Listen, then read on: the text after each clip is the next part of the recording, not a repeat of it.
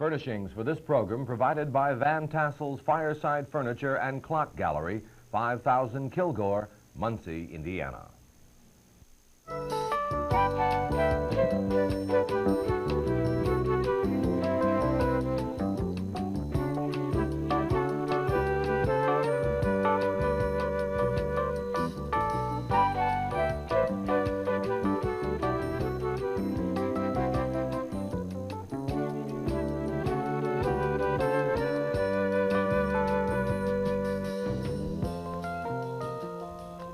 President Harry Truman and ethics in journalism are topics for today's program.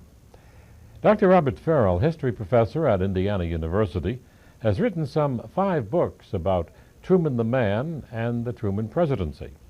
Ferrell gave us some interesting insight to Truman's character in an interview following his Ball State University history lecture. The historic Truman photographs that we use with his comments are from the personal files of Marie Fraser, Director of Public Information Services at Ball State University. Dr. Ferrell, of some 20 books on which you've worked, 5 have dealt with former President Harry Truman. How did you become so fascinated with the Truman presidency? It was all an accident. I'd been in the Truman Library any number of times. I met Mr. Truman out there in 1957 before the library opened. He was even then in his office in the library, but years later, it was December 1968. I simply happened to go out there one day. There was a meeting in Park College, which is on the other side of Kansas City, and I suddenly realized how rich the library was. What in fact I was looking at was the president's private papers that had been deposited in the early 70s and were opened about the time I happened to be out there. And that book then led into another and so on, and eventually 5, the last of which was last year, which is a text and a picture book. He always appeared to be a fairly accessible man. He certainly was. I spoke with John Hurt yesterday. We had lunch together, and John related how he took his family out there. It was in the early 60s, and he wrote ahead to the president's secretary and said he'd like to meet the president. The president spent 2 hours with John and family. John, you know, lives in Martinsville, and he took them all over the library, showed them the exhibits, and explained, among other things, the 5-star generals and admirals, including MacArthur, whom he described as the right hand of God. But he did this with John, and he did it with countless other people. He really liked people, which I think makes a difference. If you don't like people, then politics are hard. And position wasn't important to him, the person was. That's right. That's right. He would treat everyone the same. In fact, he had some feeling about certain types of positions. Bess was an Episcopalian, and he was a Baptist, and he never converted to the Episcopal theology, and he disliked bishops, Catholic, Episcopal, perhaps Methodist. I'm not sure about that. But he liked the Baptist church, if I may make a point about that. He said that no one stood between him and God. He liked it that way. In the 40 years since Truman was first elected, he's been hailed as one of the great 4 presidents of all times, yet vilified by others. Where do you place him in history? I place him very high. In fact, I've tried this one out on some friends and people who perhaps were just not too friendly, because they certainly didn't go for this one, but let me try it on you. I think he was perhaps the 2nd greatest president in American history, after Lincoln. Lincoln saved the Union, and Truman turned our foreign policy. Now, you and I, who remember back, we might wish that our policy hadn't been turned. It would be nice to have the America of isolationist times, but we can't have it. And Truman turned it at a time when the country was confused in the latter 40s after World War II. You and I, again, remember that period. And it now looks awfully good, because I think the turning was in the nick of time. The country was in danger of going back to isolation. I would certainly rank him right up there in the first 2 or 3. Of course, Roosevelt played such an important part in the victory of World War II. Roosevelt is a figure, now I speak, I guess I should confess, as a Democrat, but Roosevelt's a figure that I don't find very attractive. There was something too cunning, too calculating about Roosevelt. Curiously, I think though Truman had excellent reason not to like Roosevelt, he never said very much about Roosevelt. I've looked all over the Truman Library for letters or diary entries or memos about Roosevelt. I've only found one point in which he said that Mr. Roosevelt was a terrible egotist, he said. But Roosevelt was not a very nice man. Eisenhower, who didn't like him, said he was a cruel man. Now that requires some explanation, but I don't see him as an attractive figure. But perhaps a great leader. Perhaps a great leader. I guess one has to admit tactician. that. And tactician, certainly. Certainly, yeah. Speaking of Eisenhower and his relationship with Truman, of course they had a breach there that was quite serious. Did it ever really, Phil, did they ever... They came back. I like to mention that point because, of course, the enmity began in 1950. Well, let's see. When was it that Ike declared himself a Republican? 52, I guess it was. First of all, that struck Truman as crazy because one was either a Republican or a Democrat or a fool. You know, you just had to be one or the other, and you ought to know it. And here was Ike, who was into his 60s, who didn't know he was a Republican until 1952. But beyond that, of course, this meant he was not a Democrat, and the enmity quickly turned to very large hostility, particularly when Ike, during the campaign, said that he would go to Korea, which infuriated Truman. Truman also thought that Ike did not stick up for General Marshall in the presence of McCarthy, and you know that story. But years later, it was 1963, at the time of the Kennedy funeral, Ike called up and, in an act of real politeness, asked if he could take Truman and Margaret to the ceremony at Arlington. And Mr. Truman said, of course. And from that, when they got back to Blair House, Truman was staying at Blair House. Truman invited them in. They had several drinks, Ike and Mamie and the President, Truman. And then Truman went down the steps to the car and leaned over the car and was talking to them for minutes, and the Secret Service people were having fits because there were two former presidents who could have been picked off. And from that point on, they got along quite well. But there was not much left in the lives of either of them. Ike died in '69, Truman in '72. What were Truman's most effective domestic programs, and how well have they held up? Domestically, I suppose it was, this is a difficult thing to say, it was not really difficult either, it was the continuation of the New Deal. At a time when most Americans were tiring of the New Deal. Now, by the New Deal, I mean Social Security, I suppose I could say farm supports, which have come on easy times now, but a general feeling that the government needed to be big, not small. I regard this as necessary for the America of that time, and maybe even today. President Reagan has not abandoned those programs. Of course, he increased the minimum wage. He did indeed, although that had its automatic aspect. They increased it from ridiculous places, I think from 25 cents to 50 cents or something like that. Do you think Truman's greatest strengths were in foreign affairs? I think so, surely. Revisionists of the 60s and 70s said that Truman was too hard on the Russians. Is that an accurate evaluation? I think that's a crazy evaluation. This, interestingly, was a commentary made by a group of historians who have since lost all credibility. I have to say that their books, which were really reflections of their dissatisfaction with Vietnam, that their books have disappeared. They're not read now. This is a point of view from about which one hears almost nothing now. I don't know how one could defend such a crazy commentary. I might add, too, that these people have not been into the Truman Library to see the new material. They don't want to see it because it disagrees with their point of view. Did he deal from a point of strength with Joseph Stalin and Molotov? He tried to. He tried to, and that meant reviving the American Army, which was a difficult thing to do. Again, we can call on our own memories. No one wanted back in the Army after 1945. Well, it was 3 years, after the end of the war, that he instituted the Berlin airlift. Right, and that was it was a difficult thing to do because many Americans saw World War III coming. But he did it because it was necessary to stand against those awful leaders of a great people. Was he, like Lincoln, the right man at the right time, or do you believe that others could have handled our post-World War II problems as well as Truman? You know, the ordinary thing to say about Mr. Truman was that he was an average American, which is not true.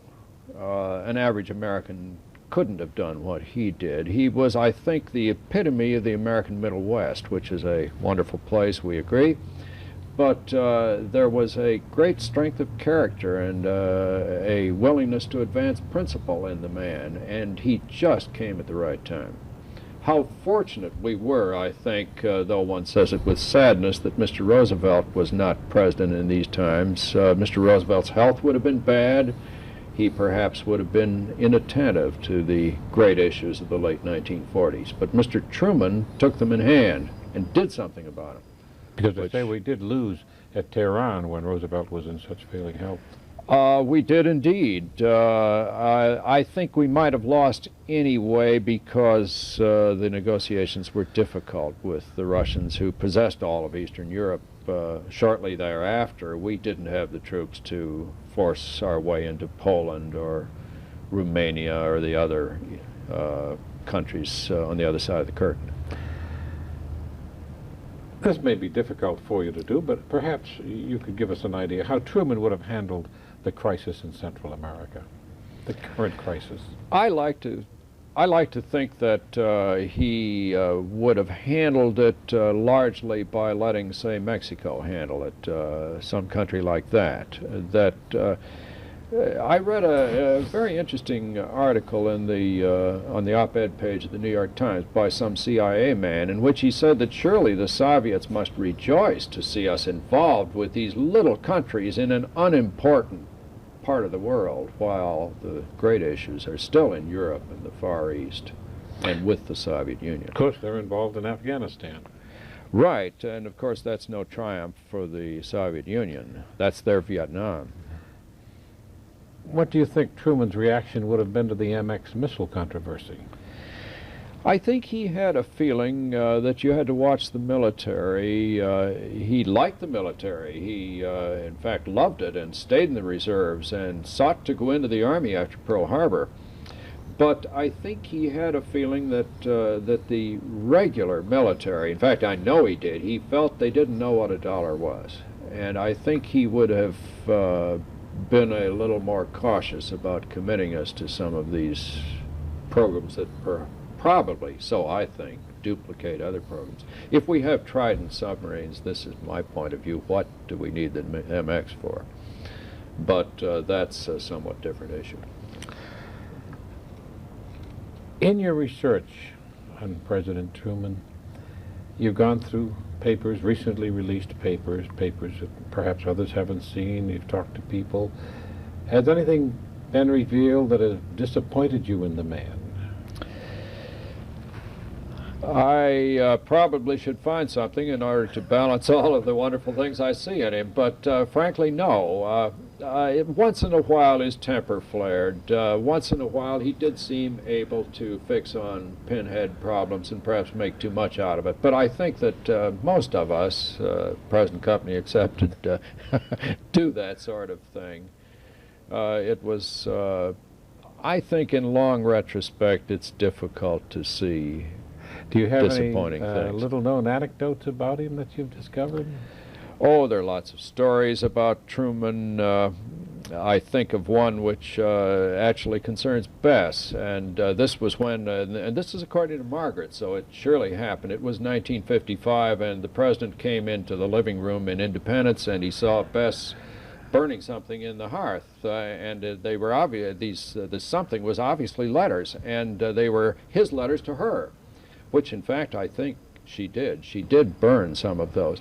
And he said, "Now, Bess, what are you doing?" She says, "I'm burning your letters to me." And he said, "You shouldn't do that." And she said, "Why not? I've read them many times. I don't need them anymore." And he said, "But think of history." "I have," she said. There was a wonderful humor about both of them, which helped them, I think, not to take themselves too seriously. She was a very strong and intelligent woman. Did she advise him? Did they discuss national, international issues? You know, that point is one that is very interesting. It's a good question. And alas, most of Bess's letters to her husband have not survived. I find that curious, because surely he, who had just simply adored her, would not have thrown the letters away. But what few letters we have don't say very much about advice, and yet I think he did talk things over with her. It was one of those marriages, there surely are not very many, that was really 50-50. Once in a while she told him off, and sometimes rather cruelly, I think. One of the letters shows that sort of thing. I think, though, he must have talked with her because of his relationship with her, which was not one of neglecting his wife. Getting back to one question on the letters, and that was the one to the music critic in Washington. That recently sold for a great deal of money. Well, that one, Hume, the critic of the Washington Post, the organist of the Washington Cathedral, and really quite a musician. He didn't like Margaret singing, and this was in 1950 in December. Of course, Mr. Truman lost his temper, and as you know, he dropped it in the mailbox himself. He didn't put it somewhere where an aide might have picked it up and saved it. But the often unthought of problem there was that Mr. Truman had all kinds of difficulties. The Chinese had just broken loose in Korea, and he lost his temper with what he thought was nitpicking. And in long retrospect, one wishes he hadn't done it. The letter doesn't read very well. It's undoubtedly genuine. I might say that Hume later came out to Kansas City, and the president invited him to the library, and he had a long and very pleasant talk with him. But Hume, meanwhile, had sold the letter, which I think goes for several $1,000s. Mary Nissenson, NBC Chicago correspondent and keynote speaker for Ball State Journalism Week, talked to us about ethics in her profession. What does the industry think of the Ted Turner attempt to take over the network? Oh, I think there's a lot of fear and apprehension. That's it, right? I think it would do us all well to pause for a time to reflect and really watch what Mr. Turner wants to do with CBS. I remember when he was going to start CNN, and all of us in the business laughed at him. Ted Turner did the supposedly impossible with CNN. And I think anyone who's watched their product knows that it is not sleazebag news. It's a very respectable journalistic output. I don't know that I would necessarily be happy to see him take over CBS, but I don't think it's Armageddon. And I don't think this is a major threat in the same way that the campaign Jesse Helms has mounted is a threat. But nevertheless, Jesse Helms has supported Turner in his takeover, at least vocally. Well, Helms is ready to, if you will, stick it to CBS any way he can, and I think he is happy to see any kind of threat, anything that makes them feel a little bit insecure. I'm not sure if Jesse Helms knew Ted Turner a bit better that he'd be so supportive.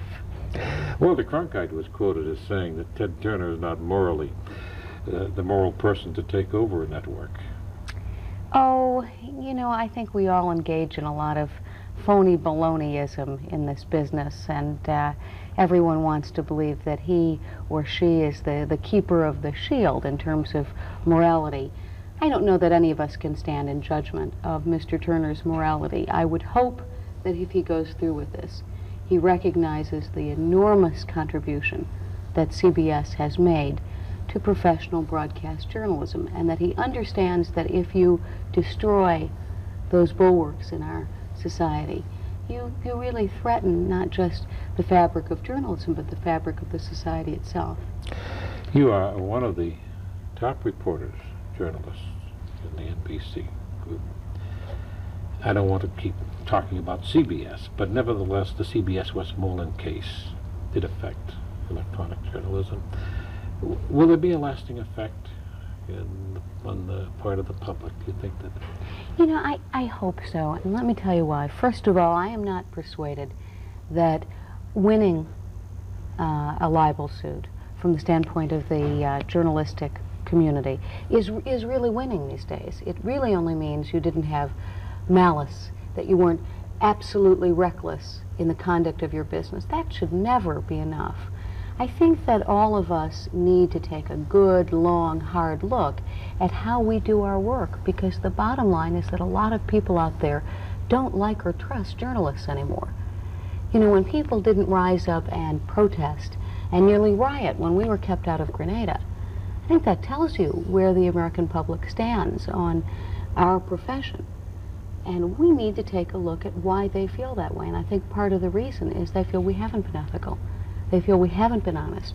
And most of all, we haven't even made the effort to be fair, that we've been so competitive amongst ourselves that we haven't stopped to think about the impact of our stories on the people we're reporting on and the people we're reporting to. And that has to change. It has to.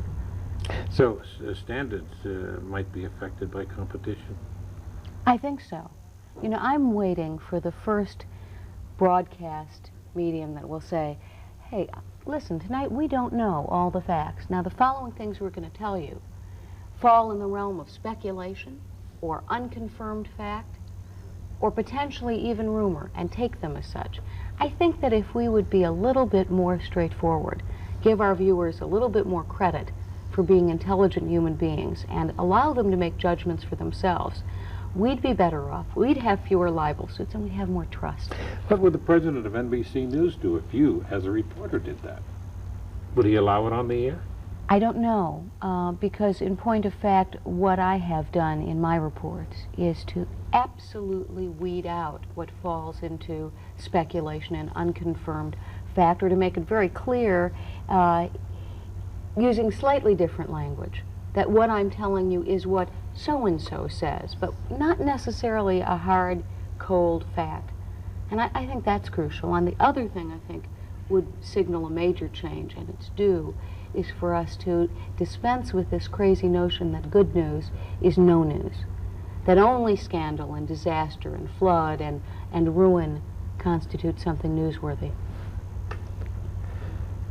You've covered some of the major international stories, the Polish unrest and others. I always hate to ask this question, but do you have a favorite? One that was more interesting than the other? Oh, yeah, I love my job, so sometimes it's hard to pick and choose among the various assignments. But being in Poland during the height of the labor crisis and dealing with Lech Wałęsa and seeing people who had never tasted anything close to democracy yearn for it and struggle for it and reach for it, that was a wonderful and exciting experience. And it was an enriching one, because I had never done any reporting in a country where the freedom of the press wasn't a given. And suddenly I was somewhere where political officials felt no compunction about giving press conferences, information, responses. You know, it's a very different experience, and not to sound too much like a flag waver, but I think we all take for granted how easy it is to be a journalist in this country, how easy it is ultimately to find the truth. Did the Polish people reach out to you as an American? Yes and no. You know, there's a lot of fear in that country. I mean, they were tremendously brave, I think, to do what they did do, but there was this fear of being identified as the media contact, as the person who was giving information out. And in point of fact, the reason I had to leave Poland, the government canceled my visa. We had spent a lot of time talking to Jacek Kuron, who was the leader of the Polish dissident intellectuals. And they were very upset. They said that we had spent so much time with the dissidents and so little time talking to government officials. Of course, the catch-22 was that the government officials wouldn't talk to us. Couldn't you, I see, in a case like that, I was going to say, if they did talk to you, you could use it in the context that you mentioned before, that perhaps it is not accurate, it's not true. You have to. You have to. And, you know, the usual contact you would have in those countries, what we think of as a press conference, where the president gets up and after he does his little speech, people can toss questions to him, that doesn't really exist in Poland. They will give what they call a press conference to someone reading a statement and walking out the door. You have a law degree. I imagine this has been a great help in your work. Oh, I think it's been a great help in my life. I had a lot of friends when I left my law practice who thought I was absolutely insane. You know, they said, you can't do it. You've just invested 21 years in a formal education and you've taken the bar and you've clerked and now you're finally at a firm and you've been there for 1 year and you're leaving. I don't believe that there's any such thing as wasted knowledge unless you fail to share it. I think that law school organized my thinking. It made me a better analytical thinker. It certainly helps me when my toaster oven breaks down and I have to return it to a store that says it was on sale as is. It has been very useful in accessing information as a reporter, in knowing what I am entitled to get, and also knowing what I am entitled legally to say without being subject to any kind of ramifications in court a month or a year later. Do you sometimes have to submit scripts to the legal department at NBC? I haven't done that. I try to be very cautious in the scripts I write. I don't like the concept of submitting to the legal department. There have been times when I have brought to the attention of the person on the desk or the national producer, look, we may be in iffy territory here. If you want to ask someone, go ahead, but I think we're okay. Most of all, I like to have as little censorship as possible. Do you think we're finding less discrimination of women in broadcast journalism? You were in a situation in Poland which is, would you call it the chauvinistic society? Well, you know what's so funny?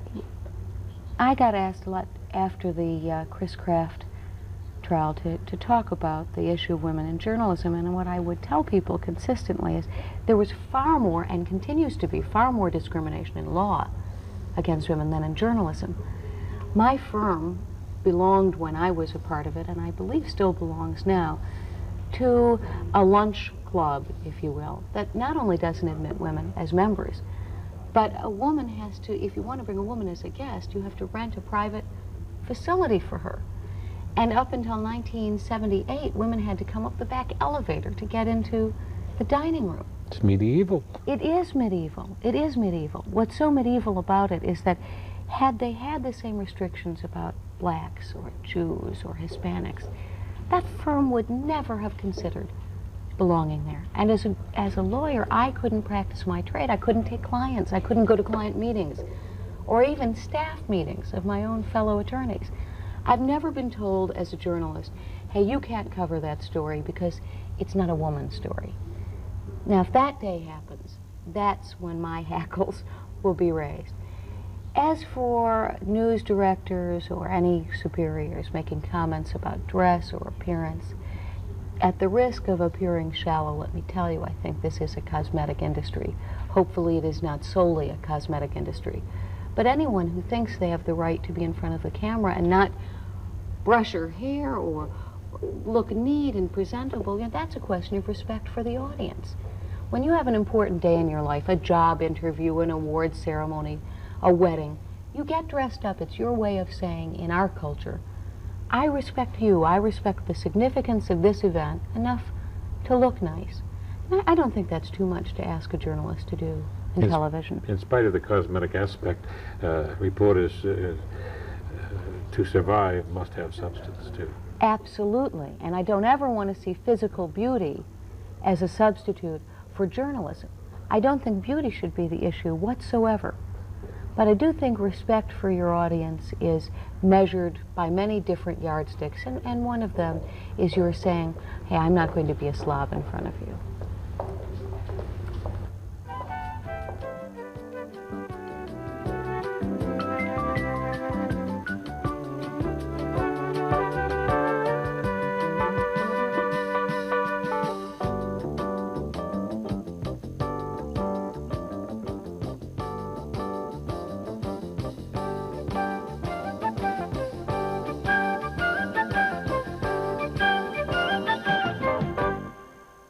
Furnishings for this program provided by Van Tassel's Fireside Furniture and Clock Gallery, 5000 Kilgore, Muncie, Indiana.